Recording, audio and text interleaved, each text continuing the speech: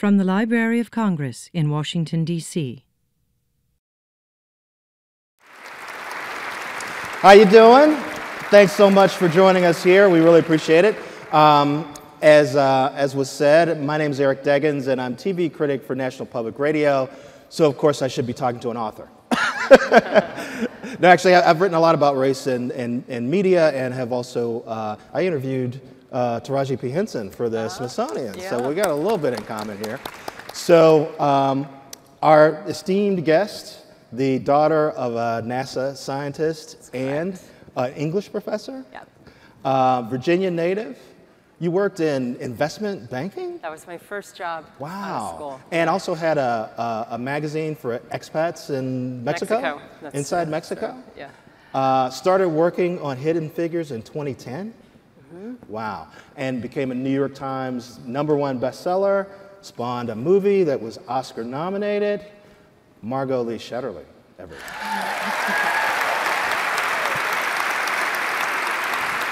So, I heard that you gave an amazing speech last night where you talked a little bit about Charlottesville and race. Could you give us just a little taste of what you talked about there and how it compares to what you talk about in the book? Yeah, you know, the thing that we talked a little bit about what I started out doing, which was working in investment banking out of school. And really, when I was growing up, that seemed like progress and the future in a very protagonist way, life, you know, or career to have, like very powerful. And history for me, it was something that always felt, you know, I think as an African American, always so heavy and connected to this past, which is usually taught in schools as, you know, slavery, Martin Luther King, and of course now there's Obama, this very, you know, long but extremely narrow arc of history. And so during the course of writing Hidden Figures, what I really came to understand was how powerful it is to be able to tell a story, and to write a story, and to tell your own story, and to be the protagonist in your own story, as opposed to telling a story where you are kind of the passive recipient of history. And so, you know, I live in Charlottesville, Virginia. I went to the University of Virginia, but recently moved there. And, you know, this entire, you know, issue of the statues and, you know, then the white supremacist marches, all of that stuff, you know, has been happening since I've moved there. And, you know, I think for me, we're very focused on the presence of the statues and the meaning of the statues, you know, what they have come to symbolize. But I think part of the issue also is that those statues, they also represent an absence of a counter-narrative.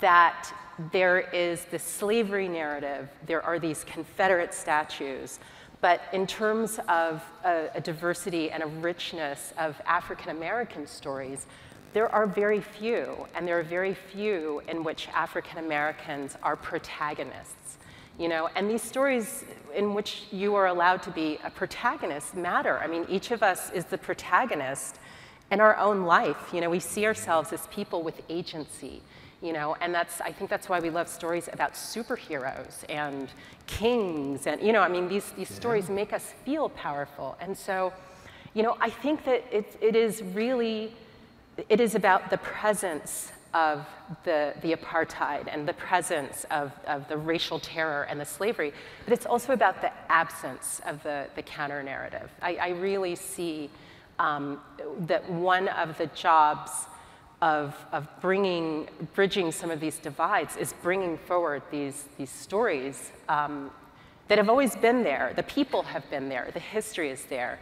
The stories are what we need to tell now. Right. Well, for people who may have been under a rock for the last year or so, Hidden Figures, this amazing book about these black women who served as human computers, working for both the agency that preceded NASA and for NASA, crunching all of this complex math, these complex numbers that were used first to develop the aerodynamics for planes, and then later for spaceflight and the moonshot. Now, I saw in the book you said this isn't hidden history, it's unseen history. And I know you say everybody asks you, why don't we know this? But I'm going to ask you, why don't we know this? And why is it unseen? You know, are we afraid to look at it? Were we too busy lionizing NASA and John Glenn and people like that? Why was it unseen? I think the primary reason why this history has been unseen is because this work was women's work. And you know, and not just at NASA. So there was this cadre of African-American women working at NASA Langley. They were part of a much larger cohort of women from all backgrounds doing the work at all of the different NASA centers. There were women computers working in the Army, in the Navy. They were working at Bell Labs, which many of you may know is the precursor to AT&T, and basically founded the communications revolution, cell phones and things like that. I mean, virtually everywhere you found technological progress that required number crunching and, you know, reduction of data, there were women. There were rooms full of women, kind of like a living Excel spreadsheet, doing math. And this work, it was considered sub-professional work. You know, it was very necessary, but literally the women at NASA were classified as sub-professionals, which meant they were above clerical employees. They were not as high in the hierarchy as the men who were engineers, who were considered professional employees.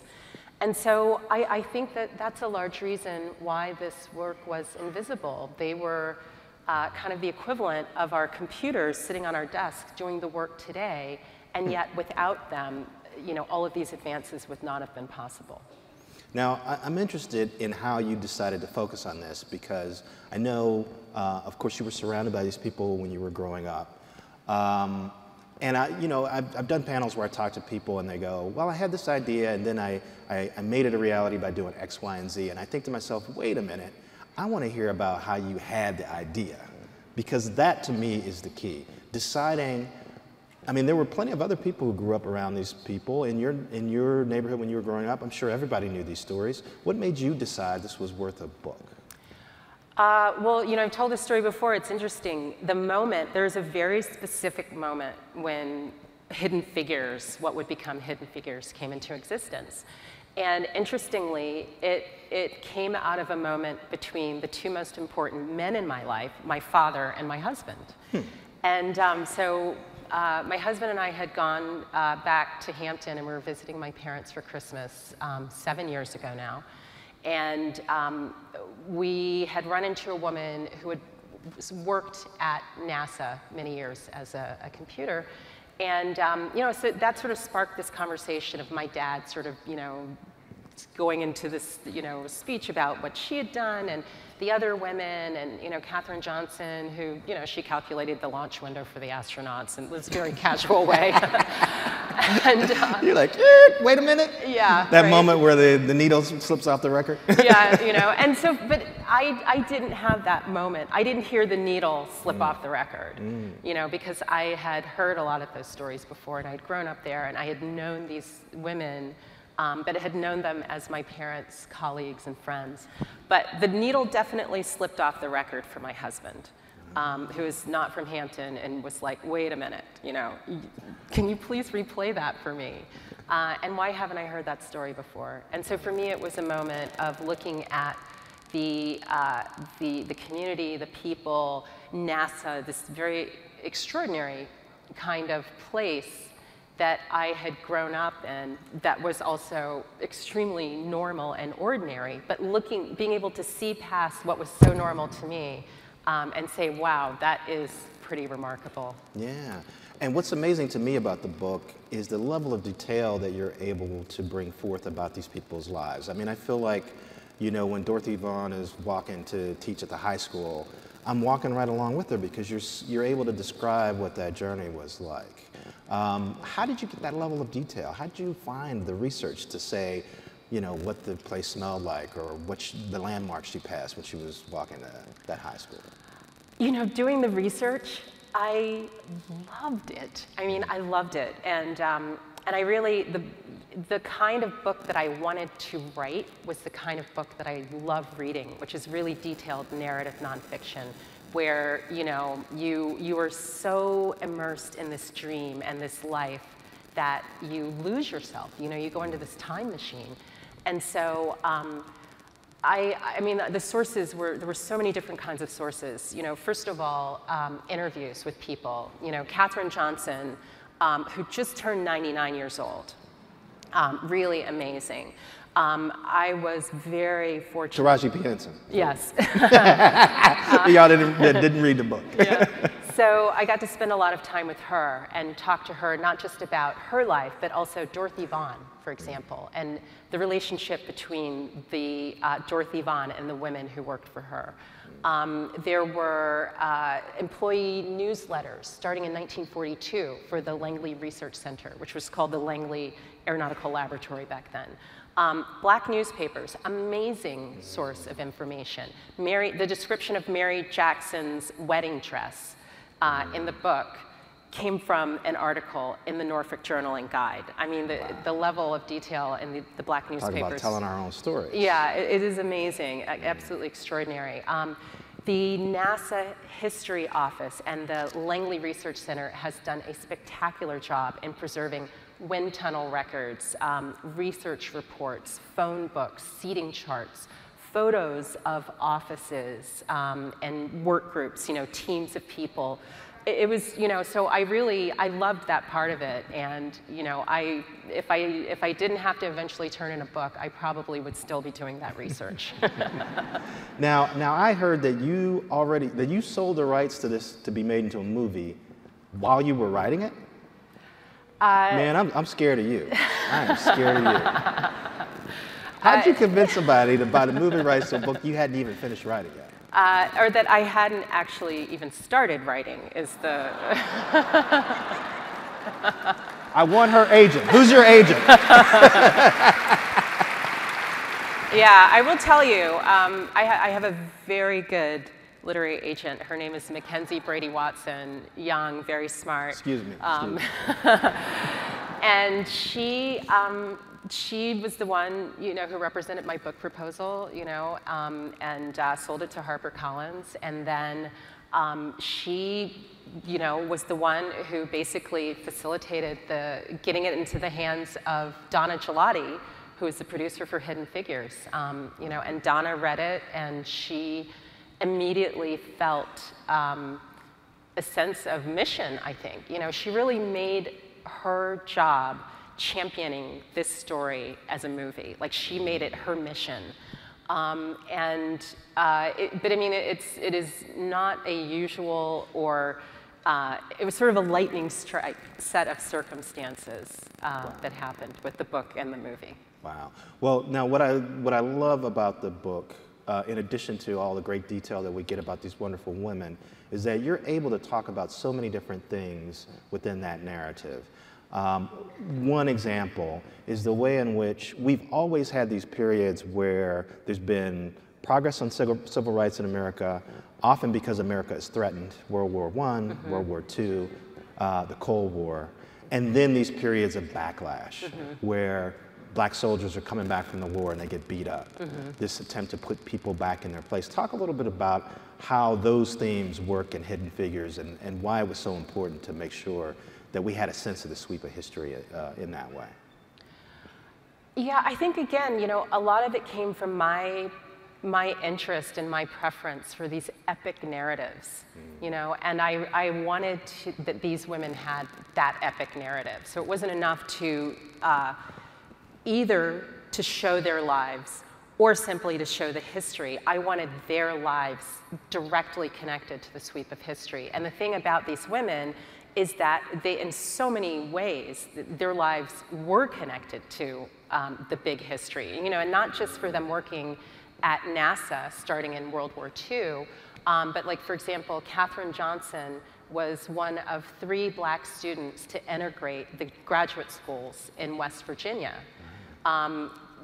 Dorothy Vaughan worked as a math teacher before she went to NASA. She worked at a school in Farmville, Virginia that filed a lawsuit that was eventually incorporated into the Brown versus Board of Education suit. And that school system was shut down by the state of Virginia rather than comply with the board decision and integrate. So it really was fascinating to me to look at these sweeps of history and to see how this opening for all of these women happened during World War II and because of the need for labor and because of the external threat.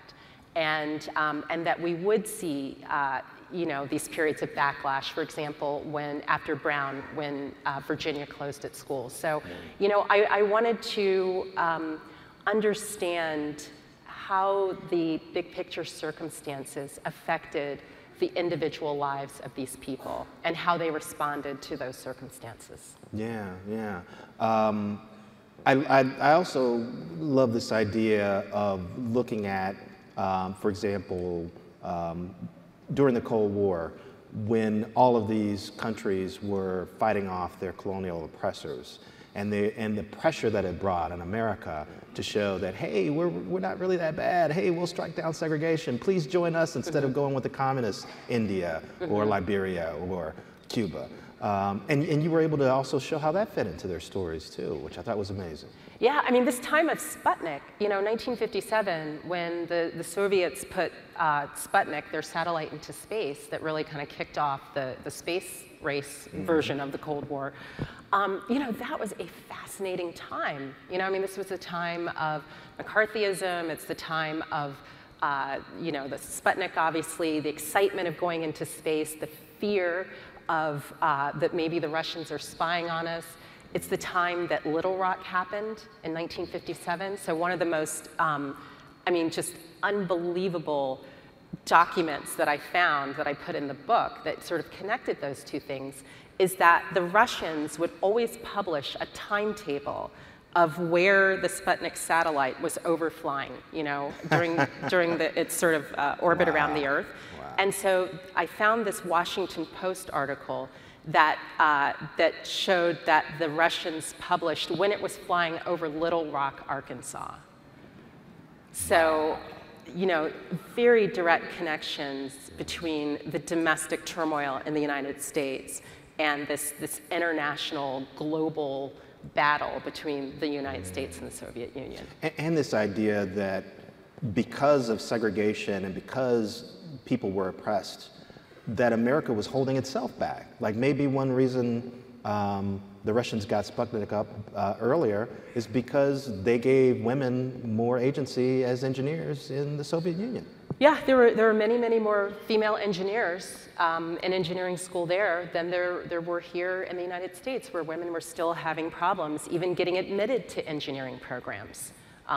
So yeah, no, I mean, I think one of the things that was very clear doing the research into Hidden Figures is that the story is so important. The stories that we tell ourselves, the stories that we disseminate inside the country, outside of the country, all of these things affected the decisions that people made in a very real way. And the government was involved in shaping those stories, both internally and externally. Now, your book covers a wide swath of history. I mean, it starts in 1943, comes all the way through to the end of the space program. Hidden Figures, the movie, doesn't do that. Now, I went through the whole book looking for Kevin Costner. I didn't see no Kevin Costner. So, and I know you said that you enjoyed the movie and you don't have a problem with it, but were you surprised at how they chose to tell the story? Because it seems like they kind of conflated a lot of things and kind of crunched a lot of circumstances together to make the narrative more compelling. Yeah, I mean, it was a really interesting experience of this whole Hidden Figures thing. While I was writing my first book and learning how to do that. Your first book. Her first book. Oh my God.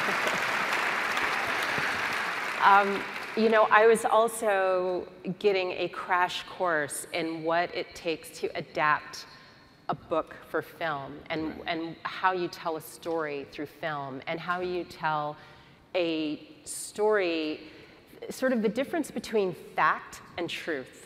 You know, so there are a lot of facts that are conflated in the movie.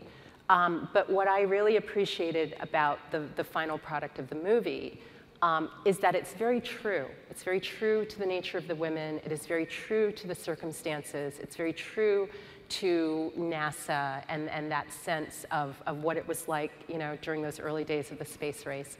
But it was really hard for me because, you know, first of all, you know, I wrote this book from 1943 to 1969. I was like, well, why can't you make a movie that goes from 1943 to 1969? Or a TV show, says the TV critic. Yeah, I mean, that was hard. I think it was very much the right decision to make a, you know, a compact narrative focused around this very dramatic moment in Katherine Johnson's life where she calculates the trajectory for John Glenn's flight. Yeah. And it was, you know, it was difficult to see certain elements of the story, you know, shifted from one character to the other, or see things that were created. Like, you know, I'm sure anyone who's seen the movie, you probably did figure this out, but yes, there was no Kevin Costner character who sledgehammered the colored sign in Langley, but it's sort of... I was looking. I was in the index. Where's the... But, you know, so there were moments when, you know, I struggled with some of the decisions, and there were moments... One of the things that struck me, for example, was that in your book you say that they basically ended segregation in NACA in '58. Yeah, right? So basically when NACA became so the NASA, time that they're ended portraying in the movie where there still seems to be segregation, they had already stopped that. Yes. So the department wasn't segregated during the time that the movie showed. Exactly. Yeah. But, you know, in order to bring together these two very dramatic things, which is John Glenn's orbital flight and Katherine Johnson doing the calculations, and the end of segregation, they were, you know, conflated in terms of timeline. Was there ever a moment when they had to break that to you? Well, you know what? I have to say, I know a lot of people who have written books and have them made into movies have different opinions, but I had a very positive experience with this, and the producer, in particular, Donna Chilati, who was the producer, really kept me in the loop. You know, every once in a while, you know, it's like 3 o'clock in the morning and I'd be up working to, you know, try and finish this draft so I can turn it in, and then the script would pop up, you know, like the latest version of the script. And so they really did an amazing job, I think, of keeping me in the loop, of honoring my suggestions, you know, really listening to me, and doing all they could to understand and preserve the authenticity of the story, which I was very happy with. Right. So the movie comes out, and it's very successful. I think it was the highest grossing movie amongst all the movies that were nominated for Best Picture the year that it came out. Your book was a New York Times bestseller. And then a year later, we have white supremacists marching through Virginia who feel like they've been supported by the President of the United States. What do you think? I mean, on the one hand, there's this sense that this story comes out and people are so hungry for this history, and they are so worried about how people have been oppressed and how this history's been oppressed. And then a year later, we have people who would be right at home with the birds, you know, upholding white supremacy, marching down the middle of a street in the town that you live in. Well, what do you think of that? You know, I mean, I think this is America. You know, I think there's been a lot of commentary after Charlottesville that both, you know, the town and the state and the country, that this is not who we are. It is who we are. You know, I mean, America is a complicated place. You can apply for that. Go ahead. No, but I mean, it is. But what I mean is, it's a complicated place. It's been a complicated place from the beginning. You know, and we have some of the most admired and beautiful and worthy ideals, you know? I mean, we hold these truths to be self-evident, that all men and people are created equal. I mean, this is something that we navigate by and that we believe in here fundamentally. And we are always at war with the ideal that, and the reality of the implementation, you know? And that is, and when I say this is America, that struggle is, you know, that is the struggle that we're always facing. And so it is, you know, I think that this is a part of that struggle for living up to those ideals and saying, well, what does it take to really support and allow everyone into those ideals and believing in those ideals, doing what we can to enforce them and to, you know, to spread them. And you know, for me, I live, you know, 12 minutes driving from Monticello. And I think Monticello, it's a fascinating place. I mean, Thomas Jefferson was an absolutely riveting person who, you know, owned people, humans, yep. You know, something that, that today we find objectionable, and who wrote some of the most amazing and insightful and beautiful words about the nature of human freedom. And so that dichotomy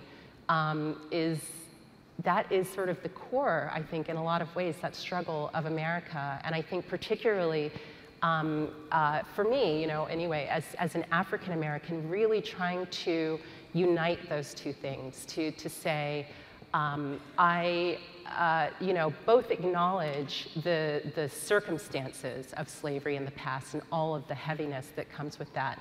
And I also embrace and you know, love the beautiful parts of those ideals of our country and the best of our country. So yeah. It's complicated, you know, you know, humans are complicated and this is a complicated place, but you know, I think the fact that we are living in a moment that it feels like we are living in the history right now. You know, it's terrifying, it's fascinating, it's all these things at the same time. And I think it's a moment where the American ideals are calling to us, you know, and it's sort of like saying, can we take these from ideals to putting them into practice in our everyday lives? Now, we are going to take a few questions. So I'm going to ask if you have a question to line up at one of these two mics. And I will point to you and I will ask you to say your question. And please make it a question. Okay? Please. I always feel like the stories of black folks and especially black women in the South get at that, what you just talked about so effectively. You know, the wonderful things about our country and also the things that we struggle with. You know, the duality of all these popular figures. You know, we live that as black folks in the South. Do you think? Yeah, you know what? I am a native Virginian. I am a native of the South. I love the South. The South is a complicated place. I think people from, you know, a lot of these issues that exist everywhere in America are maybe closer to the surface in the South. So I do, you know, and Southerners have a, you know, I guess the reputation of being great lovers of history, you know. Yeah. And I think this, you know, embracing even the hard things, like really trying to face those hard things and make them also part of who we are as a country and who we are as individuals. And maybe it's the individual, I think for me, like trying to do that work as an individual and embrace all of those things, even the painful things, as part of my heritage as an American.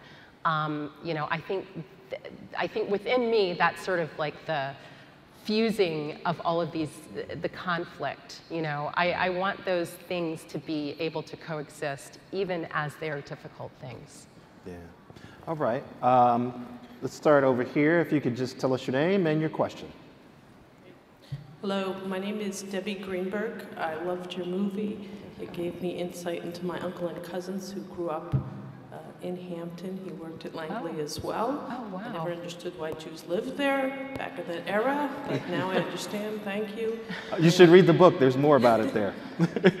And my question to you, as somebody who grew up there just a few years after what you portray, what was the cultural environment, the racial environment, the interfaith environment, and how has that influenced you and your outlook?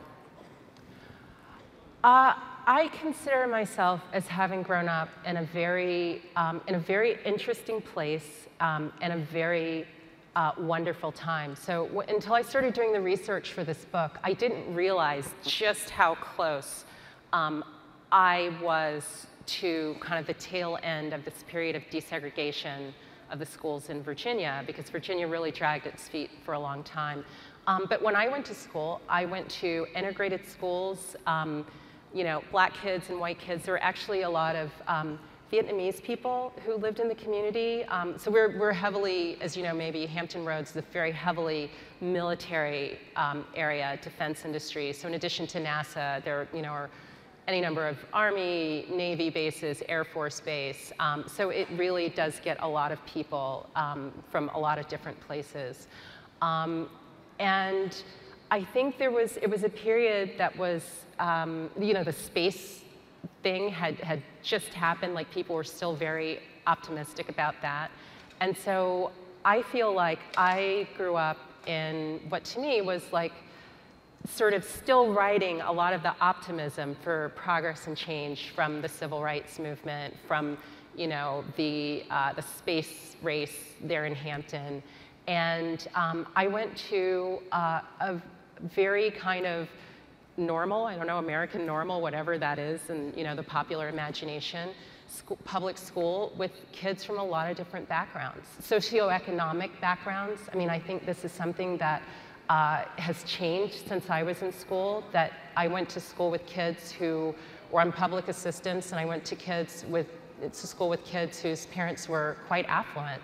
And I think growing up with this very diverse, and not just ethnicity, but I mean in terms of economics, nationality even, was a real privilege. And so I feel very, very fortunate to have gone to the Hampton Public Schools, got a great education, and very much love my hometown.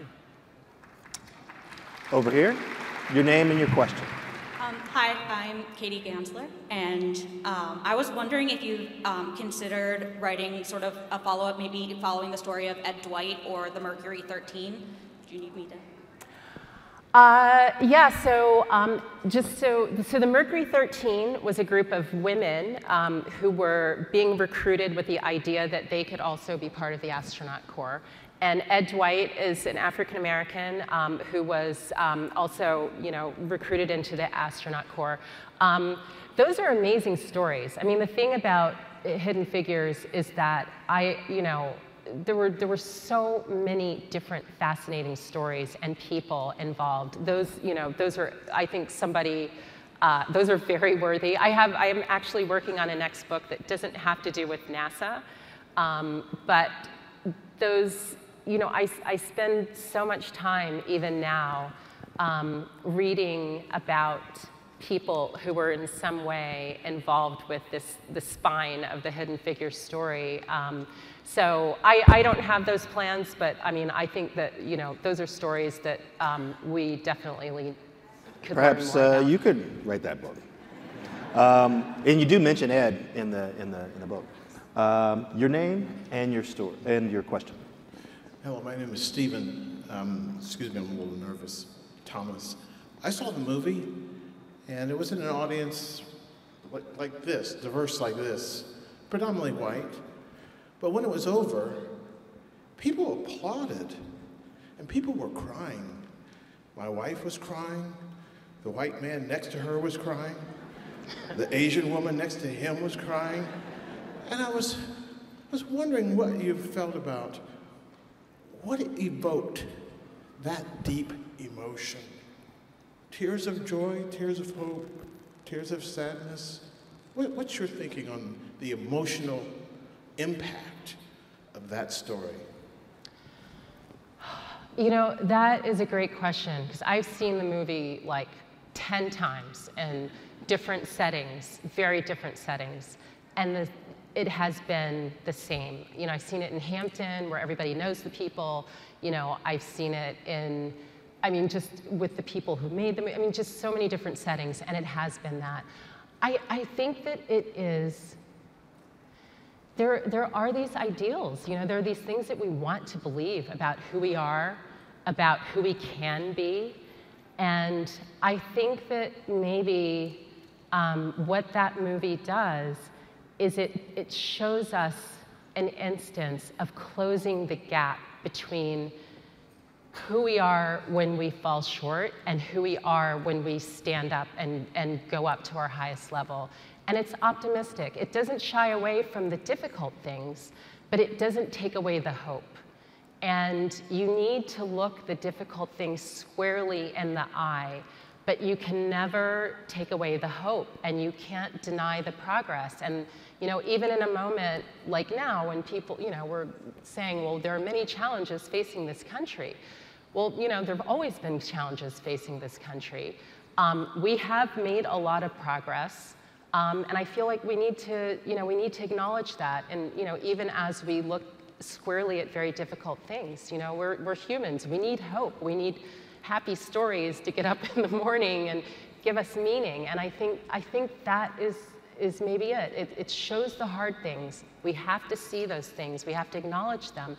But we need the hope as well, and it's a very hopeful movie. And it's a movie about people who love what they're doing, and who, for whom that becomes a bond. You know, they come from all these different backgrounds, but these people are passionate about the space program and numbers and math, and that is very true to who these people are. And it enabled them to transcend and become very close, and I think that's also very positive. Keep hope alive. Thank you very much. Your name and your question. Sorry, it's kind of short. My name. No, it's okay. It's okay. It's okay. My name's Indolo Latte. I wrote down my question because I'm nervous too, Thomas. At the beginning of this talk, you talked about how history was not hidden but unseen, and the book you wrote and the movie that was produced was one way of making this story seen and visible to much of the American and international public. What are other ways you see unseen or counter-narratives being brought to light, and how do you think the awareness of these stories will have an effect on the actions that we as America take and on the global community? You know, when growing up, I always thought of history as the history of politics and presidents and, you know, I mean, this sort of very big picture history.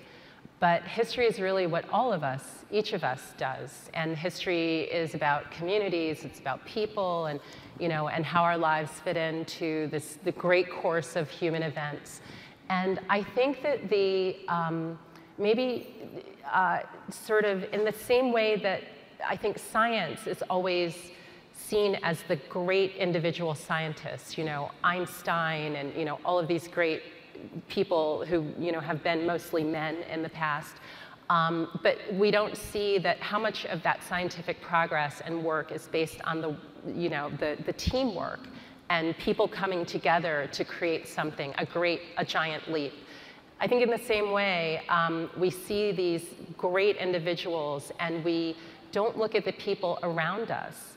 And I think that's me. I mean, that sounds really simplistic, but I think if, you know, just looking at the people around us, you know, grandparents, people who live down the street, you know, why is this monument here and it's been there for so long and how did it get there? And, you know, I mean, asking these questions about things in our surroundings and saying that, you know, we're going to start looking at the history from the ground up as opposed to the history from the top down. I mean, I love those stories because I think those are sort of very human level stories And I think that that very human level view of why things happen is something people are really hungry for. I mean, I was dying to go and see the presentation of J.D. Vance, who I think is also, writing about people in our country from a point of view that we don't always get, and that people are hungry for, and I think there's a lot of similar energy between why people are very interested in Hidden Figures and very interested in Hillbilly Elegy. And I think maybe people see that as a contradiction, but I think there's quite a lot of similarity between what people are looking for. So I think maybe looking from the bottom up as opposed to the top down in terms of history is a great start. Okay, this will be our last question from the field, so better be good. Well, I'm honored to be the last question. My name is Alan Weinstein, not quite Einstein, but... Oh, now you're really raising the bar. But in my own way, I like to think I made a contribution to the emergence of computer technology in science, in my field in particular. So I'd like to thank you for your contribution from the vantage point of a white male, not an African-American female. But what I am curious, finally, in my question is, how did the book differ from the movie in any significant way? And what was your role in that, if there was a difference between the book and the movie? What was your role in that difference? So, well, the biggest difference between the book and the movie, as the book starts in 1943 and ends in 1969, and the movie is just a sliver, basically, takes place from 1957 to 1962. And because of that, as we talked about, a lot of the timelines and things were conflated. So I was a consultant on the movie. They would ask me questions. I would give them a lot of research.